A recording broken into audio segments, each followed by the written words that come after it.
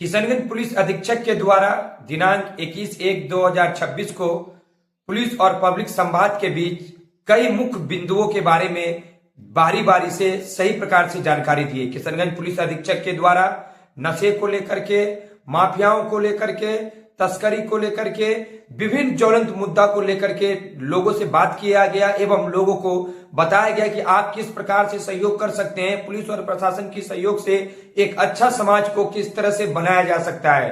तो आइए वीडियो में किशनगंज पुलिस अधीक्षक के मुंह से पूरी बात को सुनते हैं कि आखिर उनके द्वारा क्या क्या कहा गया। वीडियो को अंत तक देखें और सारी बात को सुने, वीडियो को शेयर करें ताकि उन सभी लोगों तक यह जानकारी पहुंच सके कि पुलिस अधीक्षक किशनगंज क्या कहना चाह रहे हैं और किस प्रकार से पब्लिक की मदद से एक अच्छा समाज का निर्माण किया जा सकता है। जय हिंद। आप देख रहे हैं सबका उम्मीद न्यूज, आपका इस न्यूज में स्वागत है। किशनगंज पुलिस अधीक्षक के द्वारा विभिन्न ज्वलंत मुद्दों पर की गई विशेष बातें, वह जनता से अपील किया गया कि आप भी सहयोग करें अपने एक अच्छे समाज को बनाने में। तो आइए किशनगंज पुलिस अधीक्षक के मुंह से सारी बातें को सुनते हैं। जो सूचना देना चाहते हैं चुपचाप दीजिए, आपको मुखर होने की जरूरत नहीं है। वो चुपचाप जितने इंफॉर्मेशन आप इस पर देंगे हमको, वो ज्यादा प्रभावकारी होगा। बाकी तो आम चर्चा में होती है कि ये यहाँ हो रहा है, वो हो रहा है, उससे बहुत फायदा होगा नहीं। फायदा होगा चुपचाप काम करते रहिए, सूचित करते रहिए। Thank you. जिनके पास परेशानी होती है वो 10 जगह दौड़ता है, चाहता नहीं पता नहीं एसपी साहब, एसडीपीओ साहब ये काम करेंगे कि नहीं, किसी के इन्फ्लुएंस में ना, पता नहीं चल रहा है कहाँ का ये व्यक्ति है। आप तुरंत पुलिस को सूचित करिए।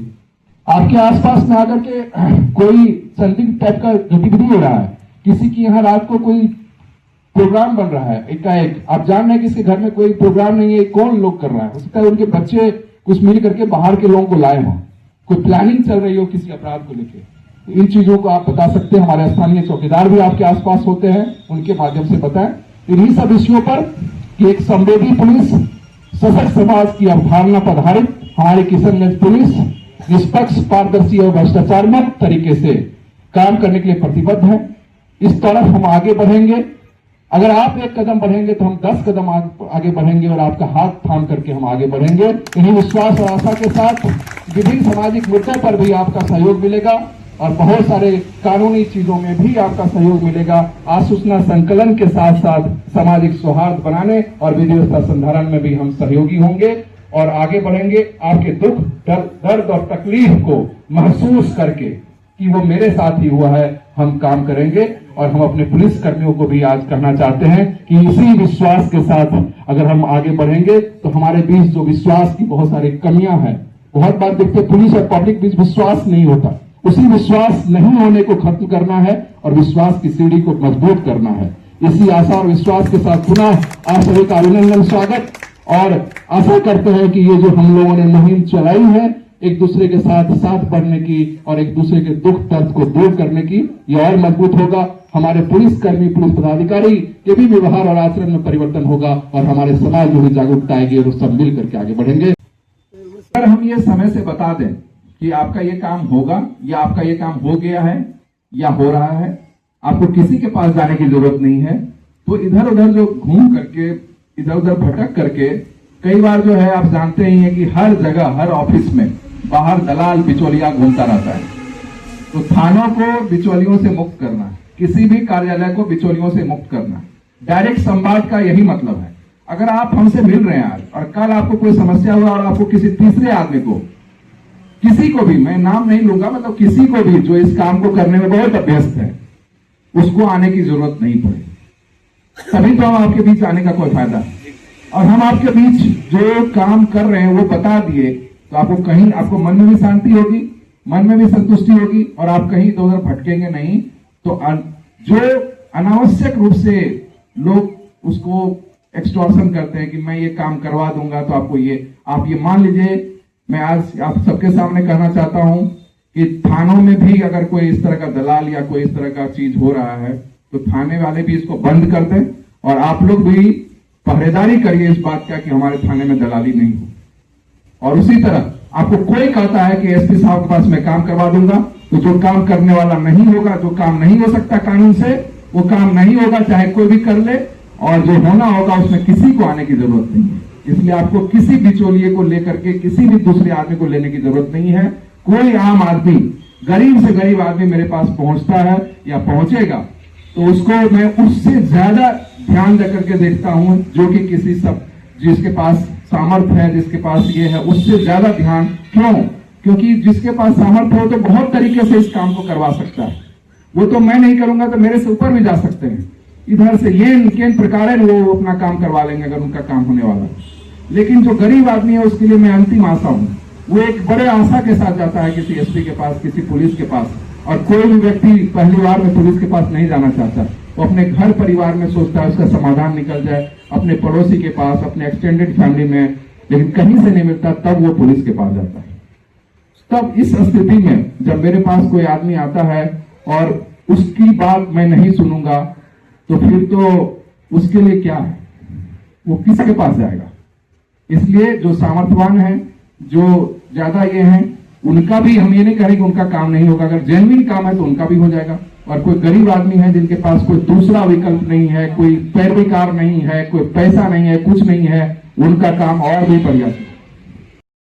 और उसमें भी आपसे सहयोग लेकर के सूचना संकलन करके हम काम करेंगे।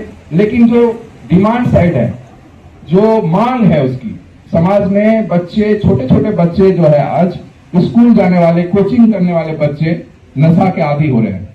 ये हम सब के लिए बहुत बड़ा चैलेंज है, बहुत बड़ा विषय है, गंभीर संकट है।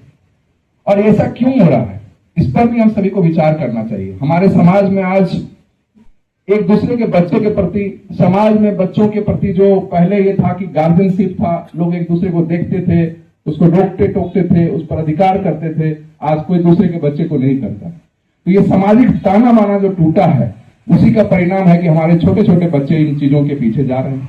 कोशिश ये होनी चाहिए कि पेरेंट्स भी ये देखें कि हमारा बच्चा कहाँ जा रहा है, किससे मिल रहा है, किनकी संगति में है, इनके व्यवहार किस तरह से बदल रहे हैं। किसी के पास एकाएक बड़ा बड़ा मोबाइल आ जाता है, कहां से लाया? तो आपने पैसा नहीं दिया तो उसके पास कहां से आया? आप देखते हैं कि एकाएक आपका बच्चा जो है बहुत अलग अलग तरीके का व्यवहार कर रहा है, उसके पास मोबाइल आ जाता है, अच्छा, या जूता पहन रहा है, कुछ और कर रहा है, कहां से ला रहा है? इस मतलब कहीं ना कहीं तो गलत कार्य कुछ कर रहा है। उस समय आपको खुश होने की जरूरत नहीं है, क्योंकि आगे ये बहुत बड़ा दुखद संवाद आपको मिलेगा। किसी दिन वो पुलिस के कस्टडी में होगा, किसी दिन जेल में होगा, या किसी दिन किसी दुर्घटना का शिकार होगा, या किसी दिन वो किसी नशे का आदी हो जाएगा। और ये जो नशा है आजकल, खास करके सिंथेटिक ड्रग्स, बनाया हुआ ड्रग्स जो आ रहा है, केमिकल का जो बन रहा है, बहुत सारे तरीके हैं उसमें। वो उनका जो शिकार हो जाता है एक बार, फिर उसको उससे अलग करना बहुत ही मुश्किल होता है, और साथ ही साथ उसका पूरा जीवन बर्बाद हो जाता है। तो आज ये सबसे हम ये भी कहेंगे कि इस तरह की जो चीजें हो रही है समाज में, इसमें एक तरफ कानूनी प्रक्रिया है जिसमें कानून को कार्रवाई करनी, दूसरी तरफ समाज का भी रोल है, सामाजिक चेतना, सामाजिक जागरूकता, सामाजिक सजगता, परिवार में अपने बच्चों की निगरानी, किससे मिल रहा है, किससे बात कर रहा है। सोशल मीडिया, आप सभी जानते हैं कि बच्चे जो है सोशल मीडिया पर हैं, सभी लोग आजकल तो हर कोई सोशल मीडिया पर है, बड़े लोग भी सोशल मीडिया पर हैं, तरह तरह के प्लेटफॉर्म्स अवेलेबल हैं। टेक्नोलॉजी में आपको बहुत चीजों की सुविधा। इसी प्रकार इसलिए अननोन आदमी कुछ भी बोलता है, वो वीडियो बना के भेजेगा, कुछ ऐसा चीज लालच वाला कार्ड भेजेगा, इन्विटेशन कार्ड भेजेगा, ग्रीटिंग्स भेजेगा, और आपको तो लगेगा कि चलो ये तो मेरे लिए भेजा है, उसको आप देखेंगे। और बहुत सारे ग्रुप्स में आता है, उसको लोग देखता है। अनावश्यक चीजों को ना देखें जो आपके काम का नहीं है, जो आपके लिए डायरेक्टली इंपॉर्टेंट नहीं है। जितना आसान है देखना, उतना ही वो गंभीर खतरा आपके लिए। इसी प्रकार आप देखेंगे तो कॉल्स, जो वीडियो कॉल्स आते हैं, वीडियो कॉल्स आप क्यों किसी अनजान आदमी का उठाइएगा? वीडियो कॉल्स तो अपने घर वालों के लिए होता है। पहले तो वीडियो कॉल नहीं होता था, तब भी दुनिया चल रही थी। अब वीडियो कॉल हो रहा है, ठीक है, अपने घर परिवार वाले जिसका नंबर सेव है उससे आप बात कीजिए। लेकिन जब वीडियो कॉल किसी अननोन का है तो वो आपको जैसे ही ऑन करिएगा वैसे ही आपका सब कुछ देख लेगा, तो क्यों उसको उठाना? तो आजकल अननोन वीडियो कॉल आएगा, उस पर उस साइड जो है कुछ इस तरह से रहेगा, कोई लड़की रहेगी, कोई महिला रहेगी, वो पूरी तरह से नग्न रहेगी, और आपका वो आप भी दिख जाएंगे उसमें। उसका स्क्रीन वीडियो रिकॉर्डिंग कर लेगा, फिर उसमें एडिट करके आपको उसके साथ दिखा देगा, वही वीडियो आपको भेज देगा और आपसे एक्सटॉर्शन की मांग कर, और बाद में नहीं दीजिएगा तो कहेगा कि सारे आपके कॉन्टैक्ट्स मेरे पास हैं, और उसको मैं भेज दूंगी और इस चक्कर में आप पड़ जाएंगे। ऐसी कोई स्थिति उत्पन्न होती है और बहुत सारे लोग इसमें आत्महत्या तक कर लिए। और मैं आपको दावे के साथ कह सकता हूं कि इसमें जितने लोग बैठे हैं, इंक्लूडिंग पुलिस ऑफिसर, किसी न किसी के साथ ये घटना हुई होगी, किसी के साथ हुई है, हाथ खड़ा कीजिए, सिर्फ कोई हुई है ना। तो ये मैं जहां भी जाता हूं वहां दावे के साथ कहता हूं उसके साथ हुई होगी, क्योंकि बहुत ज्यादा ये हो रही है। इसमें आपको घबराने की कोई जरूरत नहीं। 10th क्लास के लड़के, 12th क्लास के लड़के के साथ हो जा रहा है। कई जगह आत्महत्या कर लिया कि मेरे पिताजी को पता चल जाएगा तो क्या होगा। तो अपने बच्चे को भी समझाइए, अगर किसी से गलती से ये हो गया तो घबराने की कोई जरूरत नहीं है।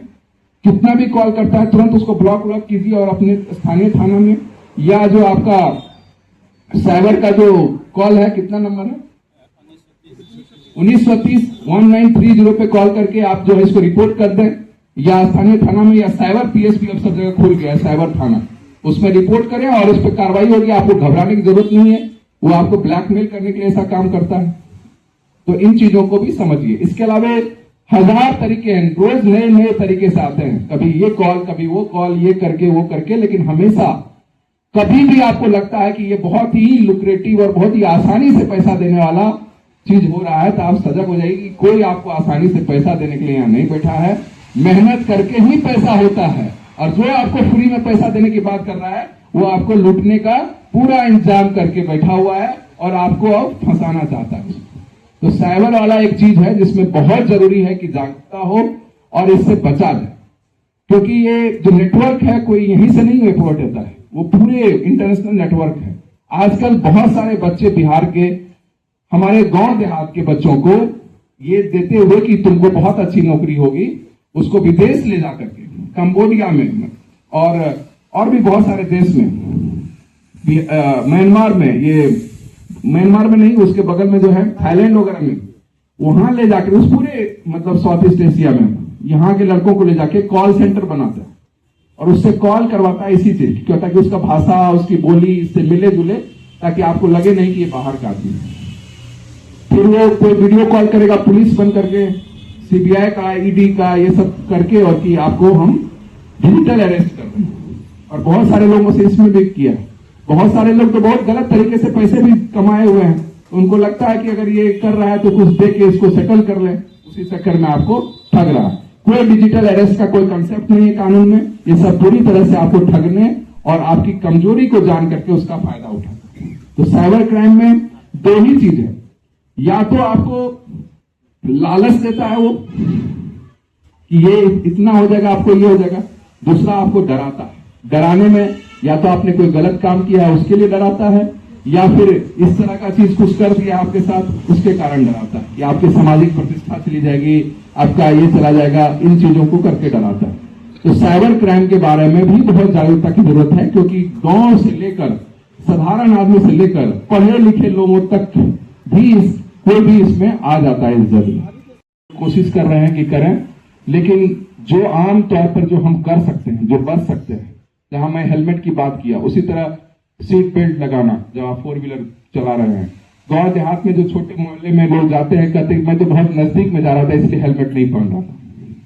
तो नजदीक में जाए, दूर जाए, मोटरसाइकिल से आप बाहर तो जाते नहीं है दूर, मोटरसाइकिल तो होता ही है नजदीक जाने के लिए, और उसी के लिए हेलमेट बना है। बहुत लोगों को हेलमेट पहनने में भी दिक्कत होती है, उनके गर्म लगता है, सांस फूल रहा है, ये हो रहा है, पूरा दुनिया हेलमेट पहन रहा है, उसको कोई दिक्कत नहीं है, लेकिन यहीं के लोगों को, मतलब हमारे बिहार में लोगों को ये सब दिक्कत होती है। तो इन चीजों को दूर करिए, हेलमेट पहनिए और हेलमेट अच्छी कंपनी का पहनिए। जब आप मोटरसाइकिल 50,000 1 लाख का ले सकते हैं, तो 1000-1500 का आप हेलमेट भी ले सकते हैं। तो हेलमेट जरूर लीजिए भी, और बहुत लोग हेलमेट खरीद लेते हैं, क्योंकि कुछ कंपनी आजकल नियम बना दिया कि हेलमेट उसको खरीदना पड़ेगा, लेकिन हेलमेट उसको पहनते नहीं है। कुछ लोग हेलमेट लेकर के उसको साइड वाले मिरर पर लगा देते हैं या लेग गार्ड पे लगाते हैं, और जैसे ही पुलिस को दूर में देखा, चेक करके उसको निकाल के पहन लिया, तो उससे आपको कोई फायदा नहीं है।